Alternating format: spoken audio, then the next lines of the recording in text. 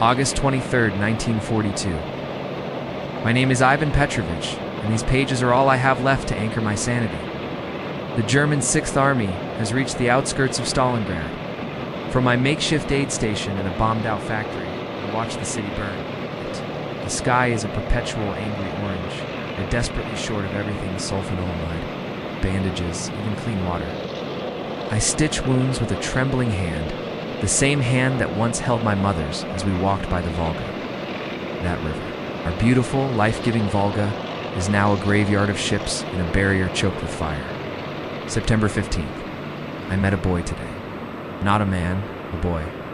His name is Sasha, an infantryman with eyes far too old for his 17 years. He brought me a piece of bread, hard as a rock, but it was the most precious thing I've seen in weeks. He grinned, telling me he was a crack shot back in his village. Later I met Misha, a sniper whose quiet intensity was more unnerving than the artillery. He spoke of the hunt, of a chilling arithmetic of survival.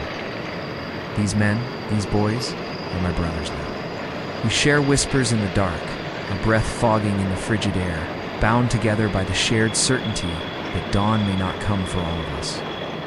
October 4th. The German tanks came again today. A relentless tide of steel and fire. The screams, they never leave you. Sasha was brought in, his leg shredded by shrapnel. I did what I could, using a chair leg as a splint, and a strip torn from a dead man's greatcoat for a bandage.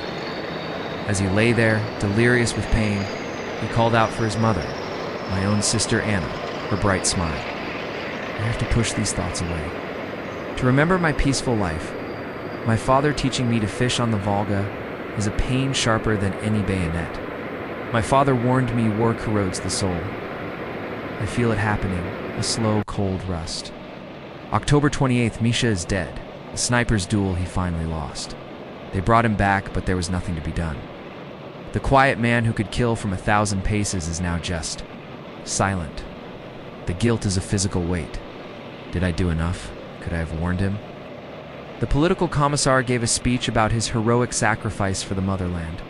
The words were hollow. We buried him in the frozen earth, and I carved his name onto a piece of salvaged wood. It's all we could do. The new recruits keep arriving, children with rifles, their faces a mixture of bravado and terror. Most don't last a week. We're just flesh for the grinder. November 19th.